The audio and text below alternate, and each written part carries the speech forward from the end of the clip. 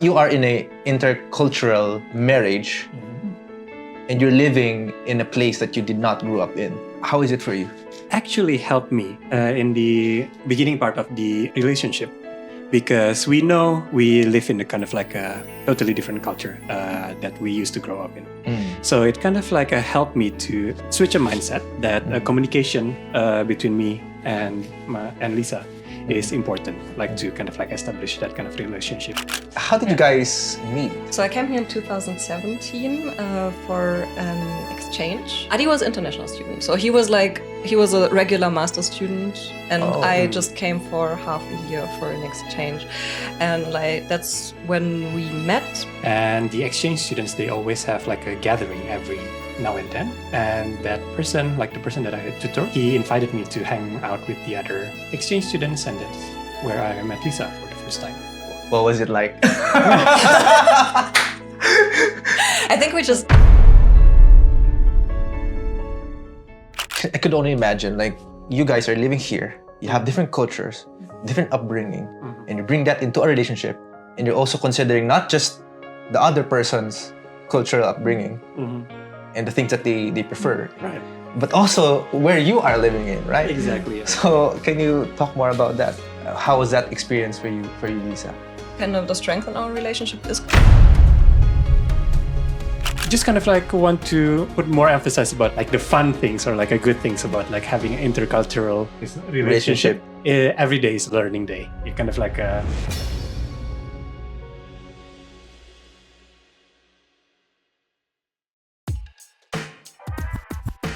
Podcast na naman with Gerald at Brian. Aral lang pulutan sa inuman at kwentuhan. Pinagsamang veterano, parehong talented. Hey everyone, and welcome to another episode of Life Over Whiskey podcast, where we share valuable life lessons and stories you can learn from over a glass of whiskey.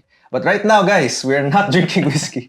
We're actually drinking coffee because it's only like 12:30 here in Japan. We're here in Japan right now, and I'm celebrating my birthday with these guys, which I will be introducing in a while, and of course with my love of my life, Mondi, who's in the other room. But anyway, welcome to this episode, and I'm so excited because we've invited, and they said yes to doing an episode about intercultural marriage here in Japan.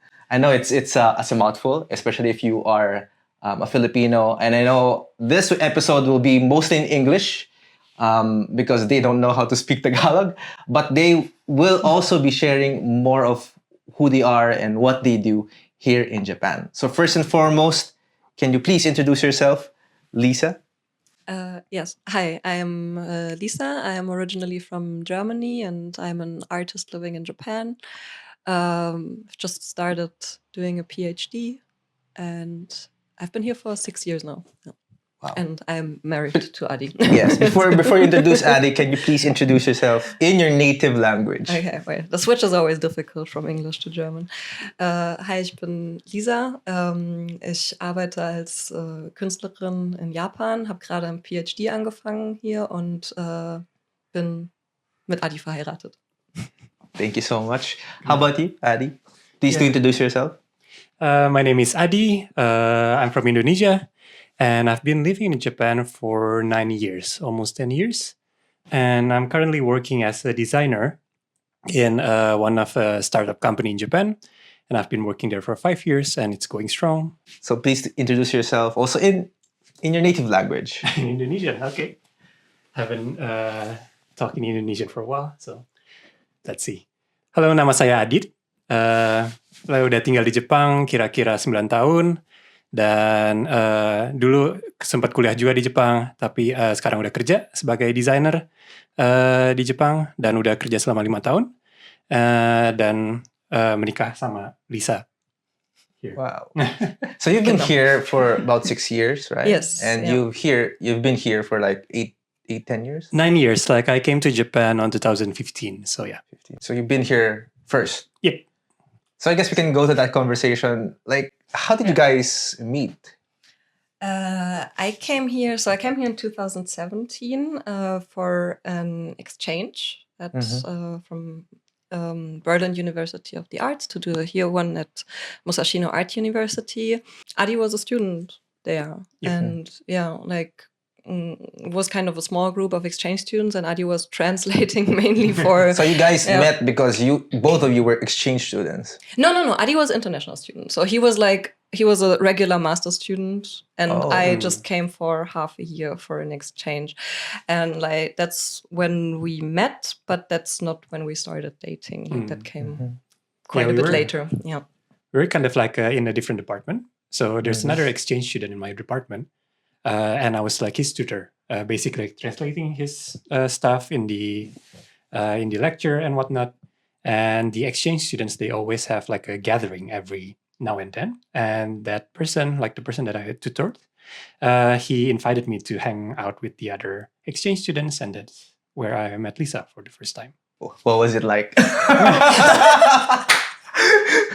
I think we just did karaoke together. Like we were friends for a long time before we started dating. Like, Really? Yeah. Like I decided halfway through the exchange that I actually wanted to try to apply for regular master.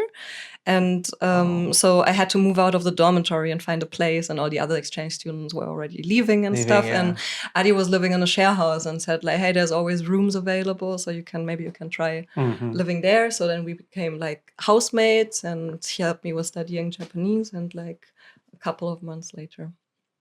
Yeah.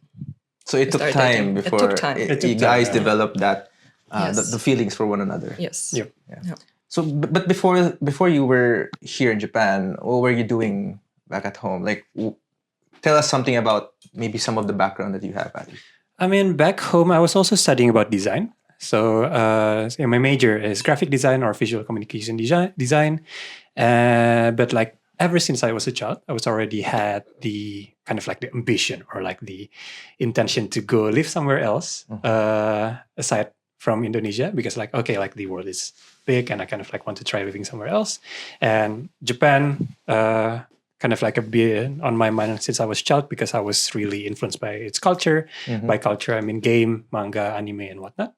So after I graduated from my university, like I work as a graphic designer, but with the intention of saving money to go to Japan.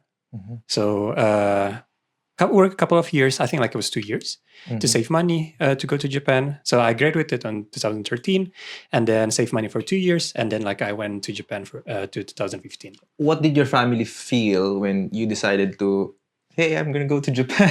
I'm going to live there. What did they say? I think like they're pretty flexible, pretty relaxed about that.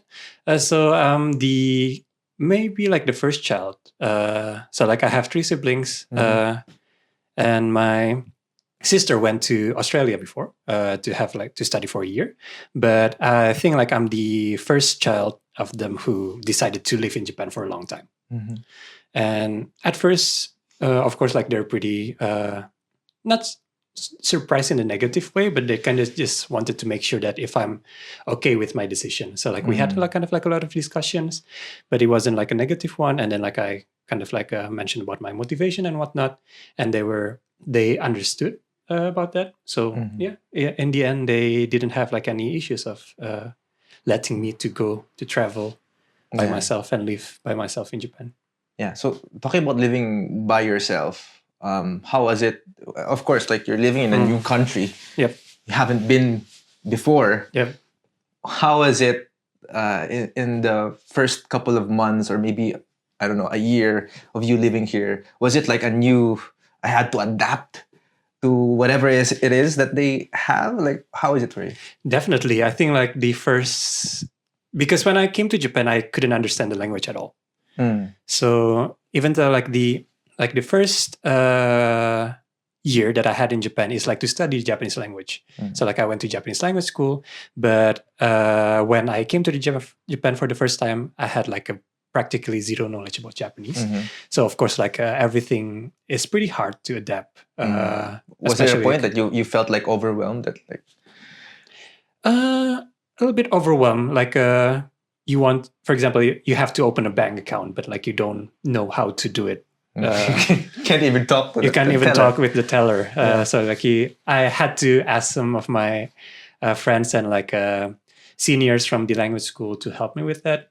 But even with that, like it's already pretty overwhelming experience, having like to like do the science, or like I have to apply for numbers as well.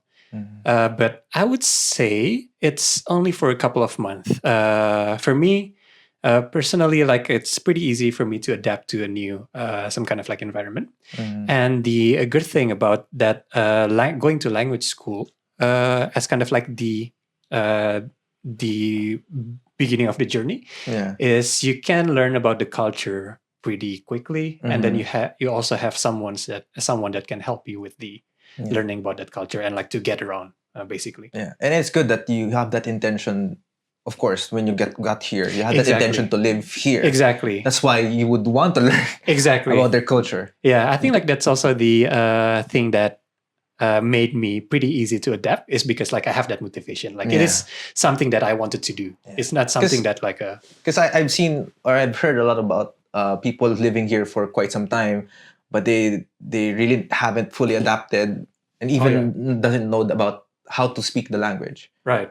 So it's really important then that you were intentional going here in Japan because you want to live here. Exactly. And especially in Japan, I guess, because I guess it's also pretty famous or well known that some of the Japanese couldn't speak English. Yeah. Or have like some difficulties, or like not that confident, for example. Actually, like they're really good, but it's just kind of like a different culture. But yeah, I think like having the intention to kind of like study about the language and the culture itself is really helpful for me to adapt. How about you, Lisa? Can you share like more about your background before coming here to Japan? Yes. I was studying art in Germany. I originally studied to become a teacher. And then kind of towards the end of my studies, a bit complicated, but basically I kind of pretty spontaneously decided that I wanted to try for exchange. And when I saw the list for exchange places that my university had, there was Japan on there, and it was somehow immediately clear. No, it has to be Japan. Like I didn't even, Like they had like 2 universities, and I didn't even put in a third option for another country. I was like, either I go to Japan or I don't do exchange. And for me, it was also like, I guess for everyone in our age that watched anime, read manga when I was younger. So like I kind of wanted to, I think I wanted to kind of go to that place where all these like my internal images were coming from, and kind of have this experience. And like I did not plan to stay here longer. It was just that I kind of immediately fell so much in love with the environment and was like, I don't know, I just didn't want to go back. And I was very spoiled because I was an exchange student, and they support you so much. Like university will support you so much through all of this, and you will get tutors who will translate for you and all of that. So I was very kind of ahead.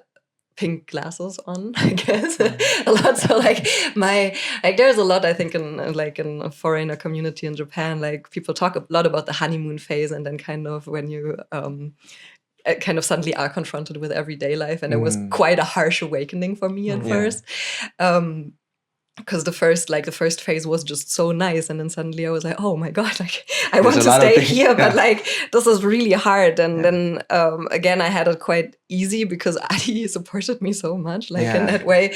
Like, I'm still quite like I'm still quite spoiled because like he kind of, his Japanese is still much better than mine, especially like in written form and stuff. So like if there's some bureaucratic stuff and administrative stuff, like he luckily supports me a lot with that. Had a bit more of a cushioned experience. At least in the onset, you wanted to somewhat have a cultural immersion as well here in Japan. Can you talk more about what you mentioned about awakening? Like, what was that about? I mean, if you're an exchange student, they will just organize everything for you, like how to go to like the city hall and the immigration office, and They make it easy for you. There will just be someone basically who does it for you. You accompany them Yeah. there, but like they will translate everything for you. I think it's mostly the language, I suppose, and then But it's like I think that's kind of like a specific maybe European thing, because we are very like due to the like EU, we are so used to kind of traveling freely and not needing visa. Like Japan was the first visa I ever had in my passport, because we can get like, we are so, I don't know, we're just born lucky that our passports are so strong. So you don't, you're just not used to applying or going through visa hassle and like going. So that was also quite like this experience to, you actually, they don't just give you a free pass. You don't just get the hopes and dreams visa. You need to kind of, like you need to have recency and you need to go through this process. So like there was also just all of these things that kind of, so you were used to, when you were here, you were used to, people, especially in the university, helping out in majority of the process, application and all that. But after that, it's just by you. And Adi. And Adi. If Adi weren't here, you're probably gonna go. But like, yes, exactly. Like kind of. I mean, people from the international office at university are really nice, and still, like, if I had some questions, they would answer them. But they were not they were not responsible for me anymore. So like in the end, I had to do it myself, of course, and. Just like being a normal adult in Japan, like and when you're an exchange student, you're really, I don't know, like spoiled. You have just this perfect on that note, can I ask both of you, like, what do you like about living here in Japan? For me, it's more about like I think it's more double-edged sword, but the stability, like the steadiness. Maybe like stability and like it's just like a safe here. I mean, maybe like I can talk about like the stability first. Maybe it's related to the bureaucracy as well. Probably bureaucracy in Japan is pretty totally different from Indonesia. But it kind of like takes a lot of steps in the bureaucracy, but like the end result is kind of like almost you can expect, like the train. Having the train is always on time.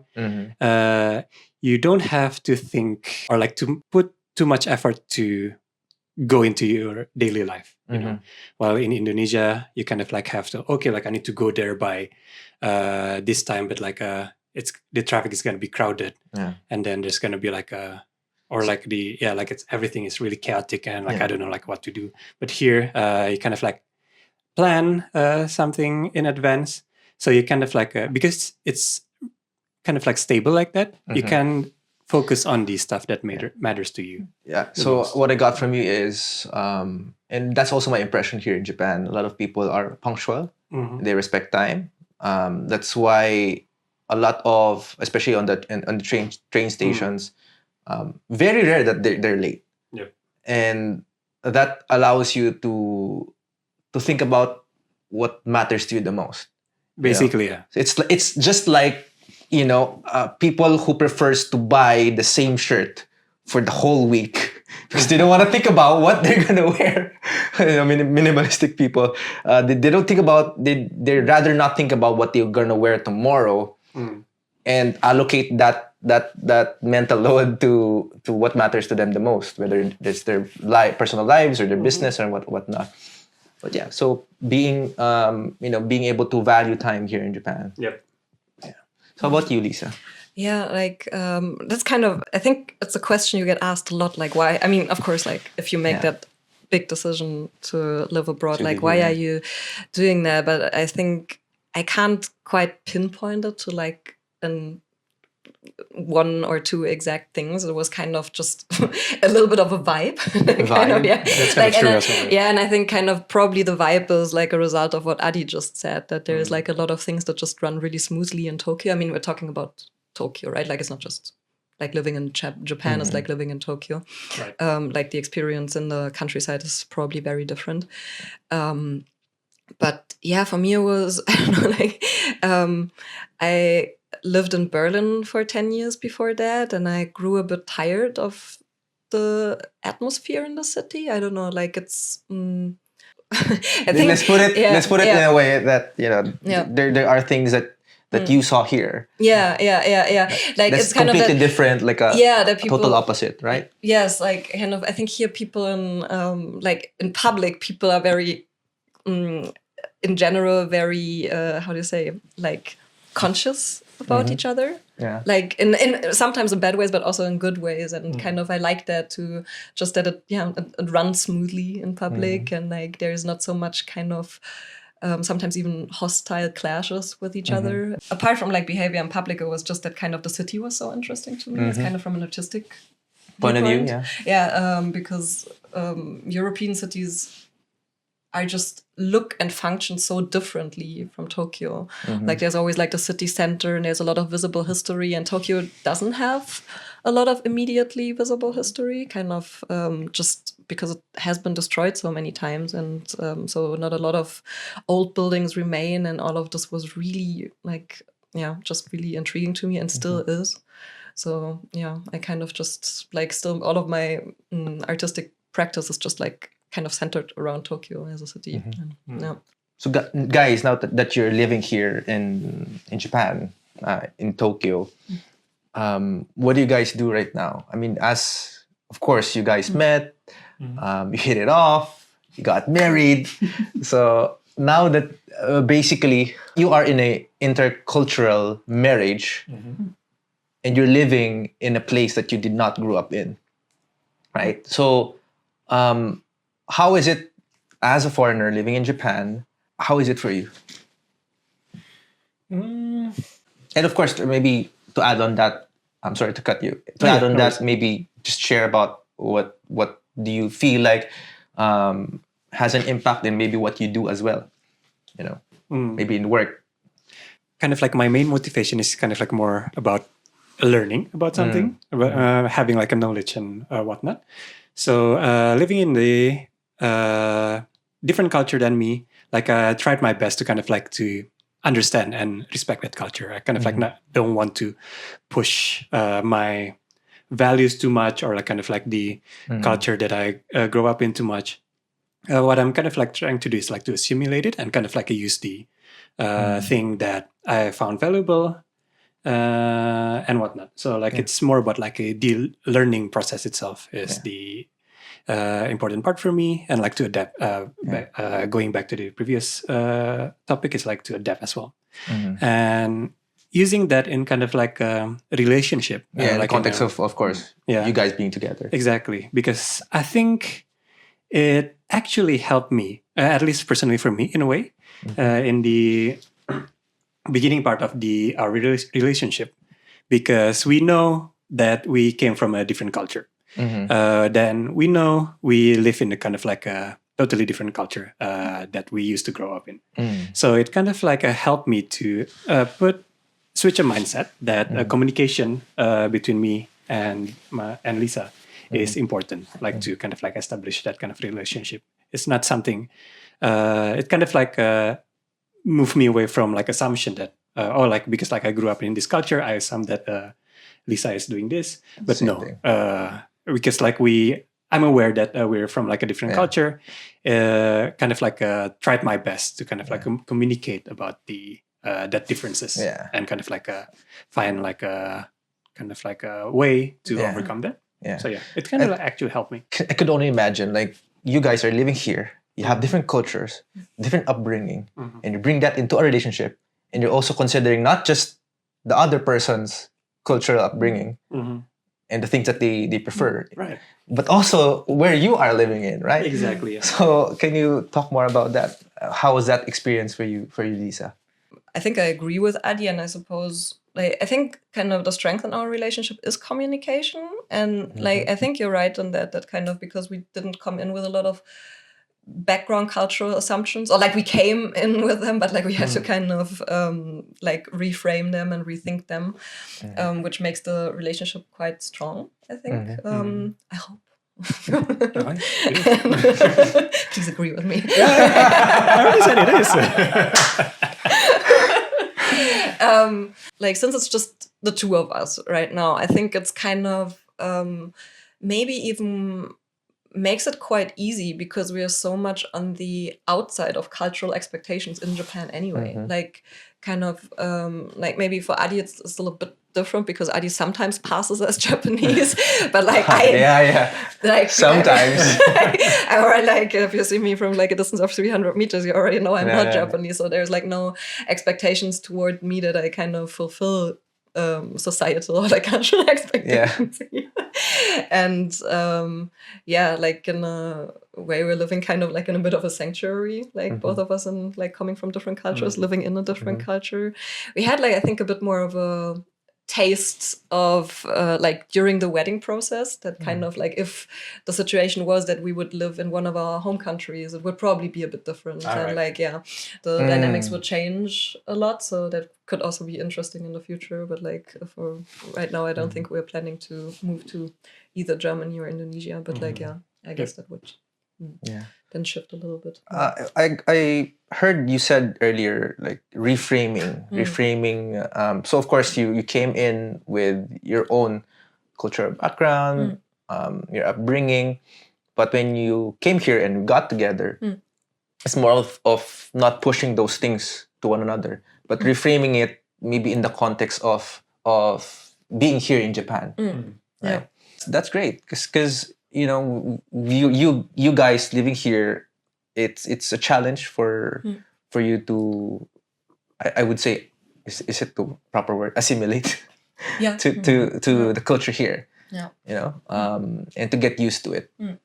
And that's why, going back to circling around to what I mentioned earlier, you had the intention, Adi, coming here, that you wanted to be here, to live here, and that made it a lot easier for you guys. And I guess with that being said, maybe you can share. We'll get to, because Lisa is gonna show some of her work. Maybe Adi first can maybe share what do you do here right now. I think I can start from the my first main goal to go to Japan is to study at this university that I went to. A little bit quick of a background on that is that one of the professor on that university came to my university back in Indonesia, and he introduced me about like this specific program or like a specific department called Science of Design.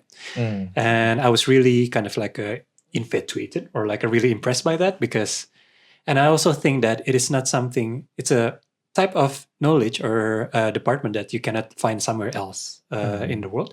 Maybe a couple in Europe, but like in Asia, the Science of Design, I think like it's pretty unique. Science of Design. Yes. I haven't heard about that. It's basically like looking at design from the perspective of science. Like you do a lot of research. Why we think that this color is beautiful, for example. Why we think that this shape is beautiful, and like we, instead of kind of like seeing it from perspective of like aesthetic, we kind of like approach it from like science. Like there's some kind of like research. Of course, like a perspective of aesthetic is also important, but like it's a factor, but overall you look at it in kind of like a scientific way. So it was really interesting. Interesting department and interesting idea. So that's why like I kind of decided to go to that university, and you took up the particular course. Exactly, yeah. And it kind of like went to with my expectation as well about like what stuff that I learned, and like it was really fulfilling for me, especially in my like a design practice as well. So like I was pretty happy with that. But after that, I graduated from that university and tried to find a job. So like I came from more kind of like a traditional graphic design background. By traditional, I mean like a printing or kind of like a branding, or kind of like that kind of design, but in the middle of like a kind of like a work back then. I used to work in another place before in my current office, but like I realized, or kind of like I had the interest to switch my career a little bit to more into kind of like a digital based design, and in this sense it's digital product design or UI UX design. UI UX. Yeah. So like I shifted my focus on that. And one thing that I kind of like realized about that scene in Japan is that like the scene itself is not that established yet, or kind of like if I can rephrase it, it's pretty different from the scene that is already established in the other part of the world. Yeah. So You're referring to like UI UX design? exactly, yes. Okay. The UI UX design in I would say in Indonesia or like in the US, based on like the reading list or like the theory that is made that is already there. Some of them couldn't be applied to Japan As of now. As of now. So you would say Japan is still on the verge of adapting to it. I don't think like there's a need for Japan to adapt to it, but because like localization is also like important on that sense. Okay. So the theory that is commonly used in Indonesia or like the US doesn't have to be applied to Japan. Okay. Japan has their own needs, have their own solutions, or like have their own way to do things. So that is something that I kind of like want to learn more about. So like instead of like Japan is still on the infancy of the kind of like the UI UX scene, it's more about like still looking for the identity or kind of like the effective way or of doing that. Because like if you take a look at the Japanese website, Rakuten for example, America, the US also has like a Rakuten website, but like they have their own branding and they have like their own website, web design. So that kind of like a localization differences is kind of like what kind of interests me the most. And I kind of like want to learn more about how that stuff is working here in Japan. Yeah. But I guess like I've been talking about Japan, but most of the knowledge that I have is mostly on Tokyo. I only met with some designers from Tokyo. Haven't got the chance to meet with the designers from like the other region in Japan to talk about this UI UX.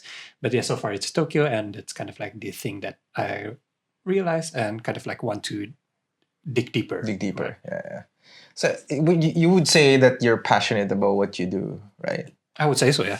I hope so. You feel that too? Yeah, definitely. So, I guess I mean, if we were not to like let's let Lisa talk. Oh yeah. You can talk about UI UX design like for so long, right? Yeah. So I guess before we proceed with Lisa's preparing mentally about how to share about. But Adi, like what makes UI UX design interesting for you, and why would you say that this is something you're really passionate about? What does it make you feel? So I'm currently working in a startup company called Virtuesize. So what we basically do is we offer a service for fashion EC site, fashion e-commerce site, as kind of like online size fitting service. Okay. So basically, if you go to a website called such as Adidas, for example, they're also like one of our clients, is that when you try to shop something there, you want to buy a t-shirt or you want to buy shoes or something, but you're not sure about your size, we offer a service where people can kind of like input their basic information of their body, like their age, gender, height, weight, and some concern areas of their body. And we will create some kind of like a digital silhouette of yourself. Wow. And then the product, the item that you're looking at, let's say that it's t-shirt, you will be able to kind of like see how it looks on your digital silhouette. Wow. So we're kind of like I'm kind of like designing that experience, and we as a company, we kind of like built that a product to be implemented in other fashion brands. Yeah. So you mean to say, if I were to shop at for example, in the website of Adidas that you created, the digital experience, I'm gonna be able to make a lot more easy decisions in what I will purchase. Exactly. So it's really about the customer experience and making it accessible for people, right? Yes, I think that's also like a quite common problem in Japan as well, because sizing for each stores can be different. For Right. each stores, that's like the Oh, first layer. someone's reacting behind you.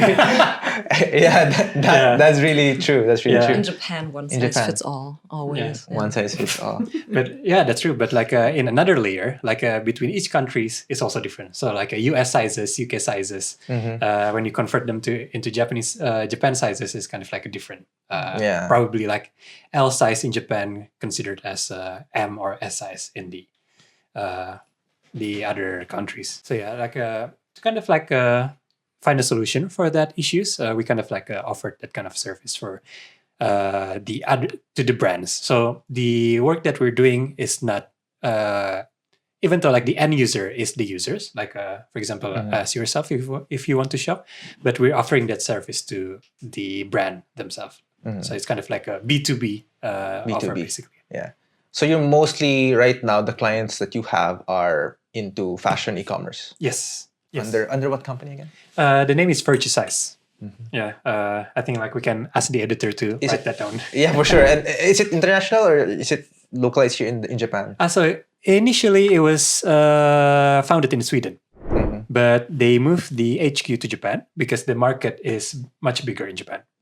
So currently our main market is still like in Japan, but we're also like trying to branch out for global clients as well. Recently, we've kind of like secured some clients in the APAC area, and we're also kind of like having like a plan to go back to the Europe where it came from. We used to have like some clients in the Europe, but now like we kind of like want to offer our kind of like a new service to them as well. Yeah.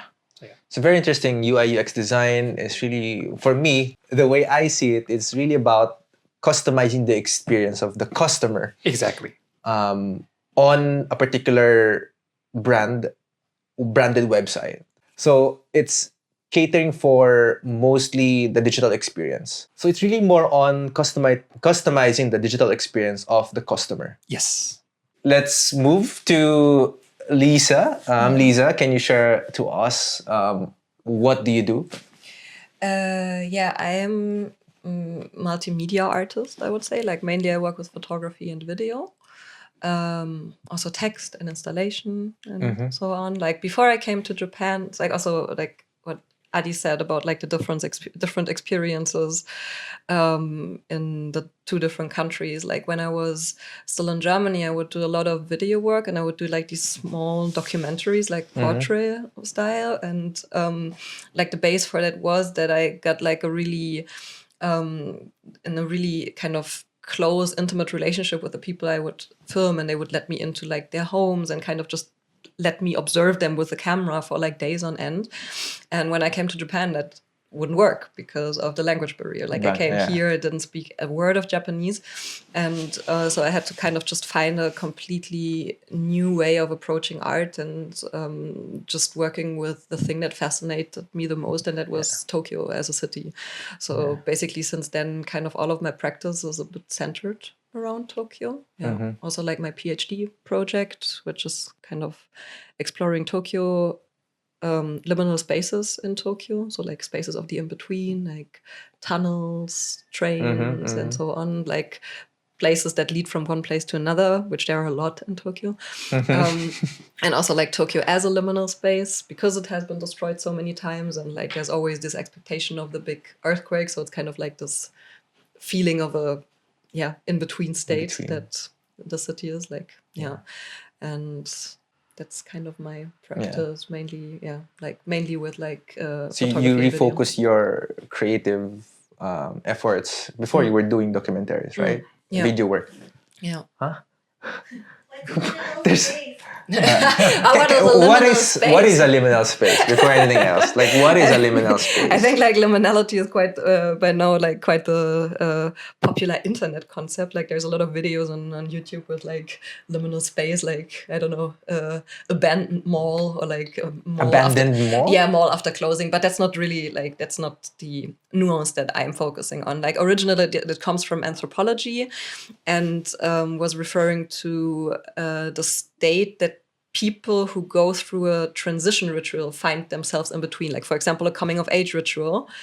And like people don't belong to like childhood anymore, but haven't reached a state of Adulthood. like that the goal of the ritual is yet, like haven't reached adulthood yet. So like kind of, this floating in between state of these rituals. And like in a spatial context, like I said, it refers to spaces of the in between. Like it's not where you aim to be usually in a liminal space, right? It's just like a means to get to somewhere.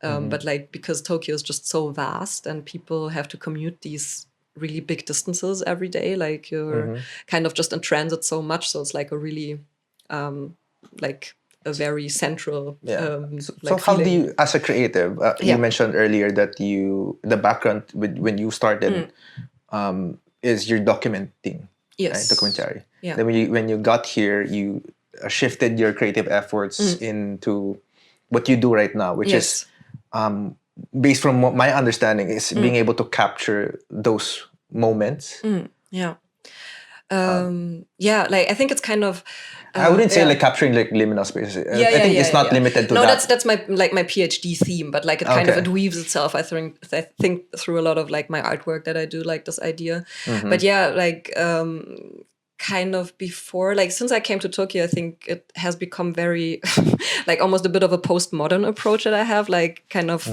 interweaving a lot of influences in my work, like which is kind of, I think, comes from trying to understand what I maybe don't understand at first sight because I have a different cultural background. It's kind of like almost a bit like private myth making, like kind of were myths created because we try to explain something that we didn't understand quite yet. And like I try to keep a little bit of that in my works. I think that like even if I start doing research and then I understand, okay, so like this is what it means, or this is like the historical context, but like then I kind of maybe combine it with things from like an ancient Greek myths or something like that to kind of keep or like value these gaps of understanding and but also trying to find affinities. So like it's a very postmodern, I don't know, essayistic practice that I have here, but like like the results are usually photographic or video works. So that's what I was about to ask. Like, what's your medium of being able to express this creativity? Yes.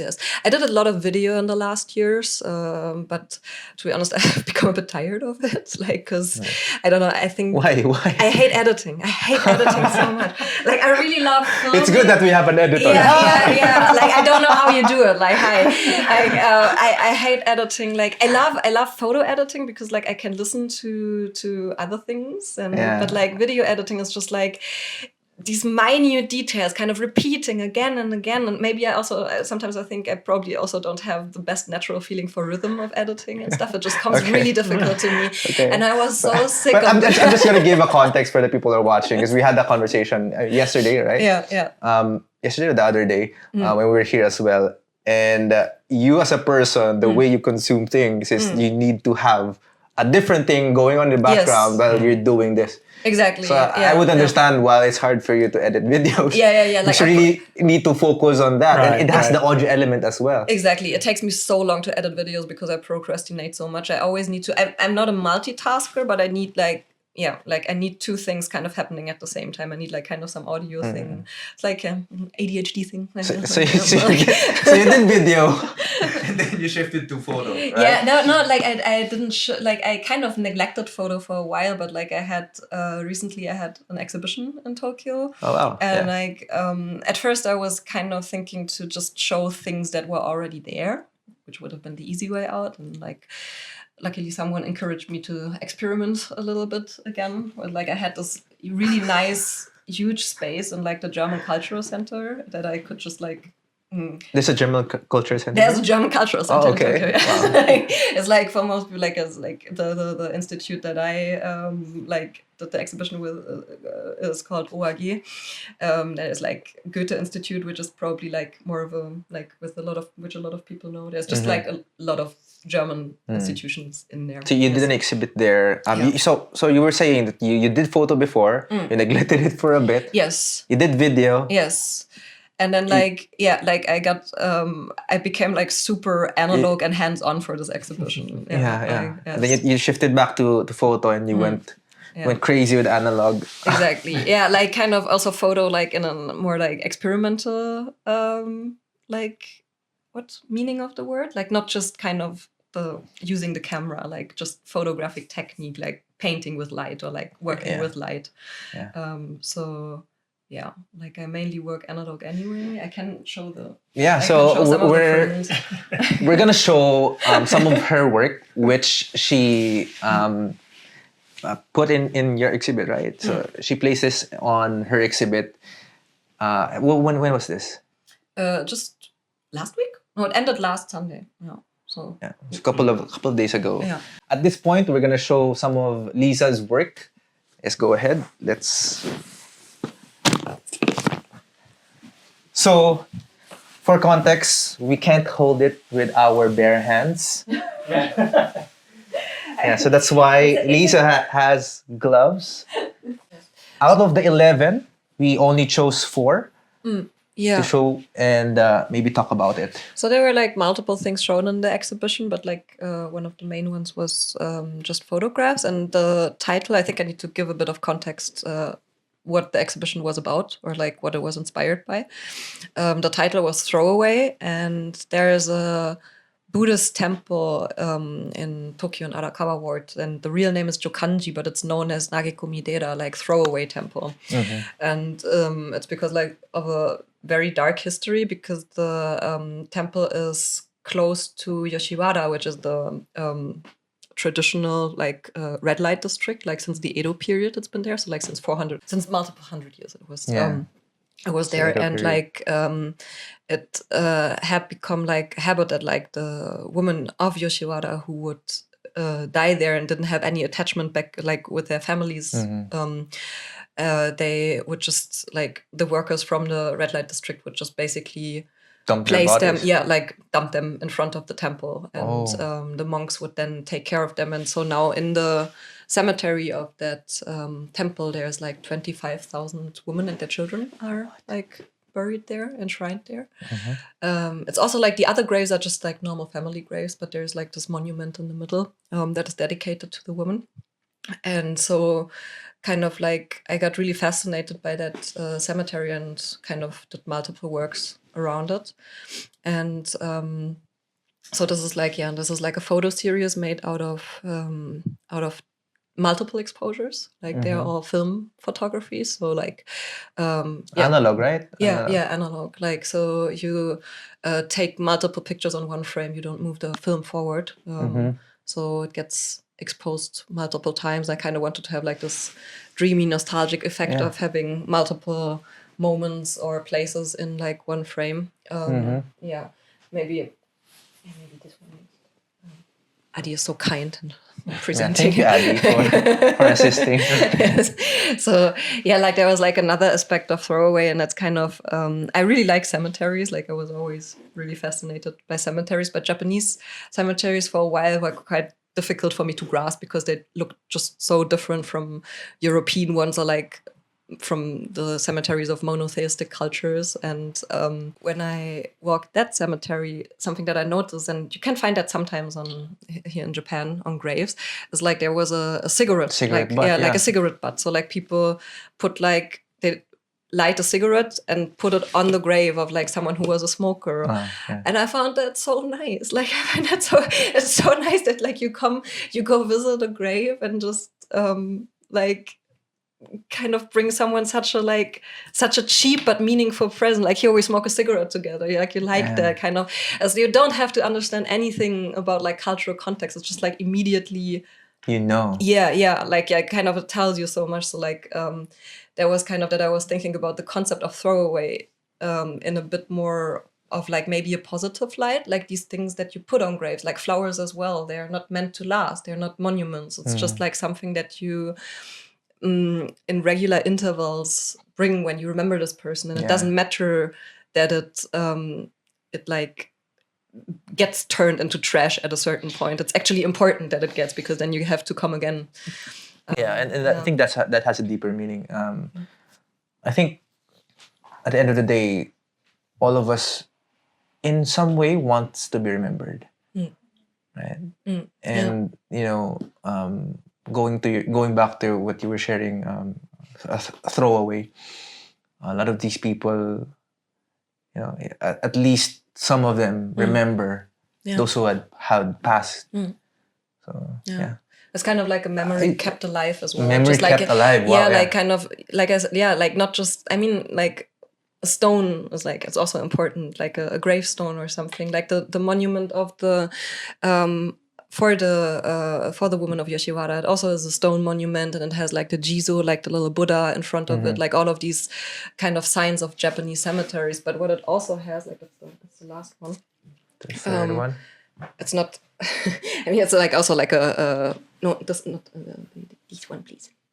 Yeah, like it also is also has multiple exposure, so like it's not super clear, but you can see it a little. Like these shiny things, they are like little plastic pearls. So like in the little monument, there's kind of like almost like a shelf that is not immediately visible, and it's very in the dark. Like it has kind of like it's kind of let into the stone, and people put hairpins there, like hairpins and like lipsticks or nail polish, like as kind of like offerings. And it's kind of it's cheap stuff, right? Like it's not like an actual golden like hairpin, but that even like these women who are like no one, like the people who bring that there, they didn't know them because that practice isn't done since like kind of over 100 years. Like there have been no kind of woman dumped in front of the temple anymore, but still like this is what keeps the memory alive, not necessarily the monument. Like that would be like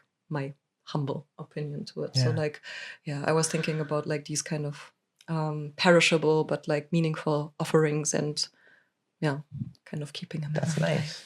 Keeping the memory alive. Yes. And wow.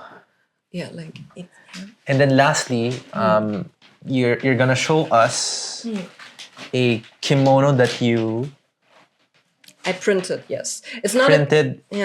With what? With cyanotype. So it's not a kimono. It's like nagajuban, which is kimono underwear. Maybe like I can show you a photo later from when they were. Yeah. So it's just like So we're gonna show a photo of how it looks like. You wore this, right? No, I hung them. Like I hung okay. them on on a window, so they would reflect. So this is like it's not dyed. It's like an old photographic method, like one of the oldest ones. It's called cyanotype. Cyanotype. Yes. You can do that on paper. You can do it like on any like natural or porous material. Yeah. Basically, you coat the thing. So like this is like a silk nagajuban, so kimono underwear. And you coat it in this chemical. And then what I did was like I put flowers, like actual flowers. So even these branches are. Yes, exactly. It's like actual flowers that I put on there, and then you expose it. Oh, you expose it. You expose it with UV light. So like either you put it into the direct sun for like 15, 20 minutes, you have to try it out. Or like you can also use like an artificial UV light, like the one for manicure. So you got this, it's plain white. It's I like it white and like kind of here, this is the original color and the inside is still. So it's like white with a bit of pink. So like where the thing you put on it, like where it's not exposed, it just remains like the original in the original. So this concept that you did for this it's also the same as the negatives in photography, right? Yes, exactly. Exactly. Basically, it produces a negative, no? Like it's a photogram. So very nice. Thank you for holding it. Thank you, Adi. Like I love how Adi is so also passionate about sharing. I need to Lisa's artwork. I need to tell this because like maybe someone who knows something about kimono sees this and thinks I'm stupid, but this is intentional. So like usually when you wear like kimono, you would never put the right side over the left side. That's like an absolute no-go. You only do that when someone is dead. Like that's how dead people are dressed. So like that I put the right side on top of the left side here is like intentional because it's kind of that whole the theme. Yeah, yes. The theme of your artworks. Yes. I needed to say that, not that people think I'm a stupid gaijin who doesn't know. Yeah, gaijin. So, okay. Oh, what is gaijin? Maybe people who's watching doesn't know about. Gaijin What's is gaijin? a more or less derogatory word for It's a foreigner. derogatory Yeah, word for foreigners. Yes. Yeah. Maybe who doesn't really know or understand the culture. Is that something? Yeah, like I mean, it like there's multiple. Like there's the more appropriate word, which is gai kokujin. Like gai is like outside, koku is country, and jin is person. So if you say gai jin, it means basically outside person. So like it's outsider. kind of yeah, outsider. So like. I think there's discussions if it's derogatory or not. Like I gotta say, like I think like among each other we all use that. I think among foreigners, but like it feels different when like a Japanese person uses it unironically for you. That's kind of like yeah. Yeah. Well, thank you, Lisa, for showing your beautiful works of art. Thank you for letting me show them. And Adi, thank you so much for being part of this episode, and sharing your story, your background. And I know it's you've gone a long way being here in Japan, in a country that you were not familiar with, but chose to be here, and now living here as a couple. Thank you so much. Anything you want to ask? You want to tell the people who's watching this, and maybe also promote your social media handles. I can promote my social media handles. I'm on Instagram, and my handle is Aditya Tori. I think like we can write it. Yeah. Right? Yeah. And anything, last things you want to say to the people who's watching? Just kind of like want to put more emphasis about like the fun things or like a good things about like having an intercultural relationship with Esme and Lisa is that like every day is a learning day. You kind of like you learn about culture, you learn about your partner as well, and being in the kind of like a country that is really far from your culture itself, it's actually could be like a blessing in disguise. Wow. So yeah. Thank you, Adi. How about you, Lisa? Anything you want to say? I mean, maybe your social handles first. Yeah, like on Instagram, I'm Lisa Shiburi. Lisa Shiburi. Probably be better. Like, Yeah. It's a joke because Hisashiburi means long time no see in Japanese. Yeah. So, like Lisa Shiburi. Yeah, like agree with everything the husband has said. And like, I think I still really enjoy it, like living in between cultures, or like the kind of life that we have built here in between cultures. I really enjoyed it, and thank you like for everyone listening to our story. Wow, what an amazing episode it has been. Hopefully you've enjoyed watching this. And for me, my takeaway is really life has so much to offer, especially living abroad gives you a lot of perspective, not just with what you grew up with. Not to mention that Adi and Lisa is in a relationship, having different cultures at the same time. And to me, being Mondi is living... What now? I'm sorry. I got distracted. She has to come here now. And to me, since Mondi is living here, and hopefully in the future we intend to also live here as well. Nice. It gives in the other room. in the other room, yes. The other room in your house. It's important for me to also understand the culture of the place we intend to live in. And hopefully you got inspired. You got a lot from this episode. And we'll see you on the next one. Peace.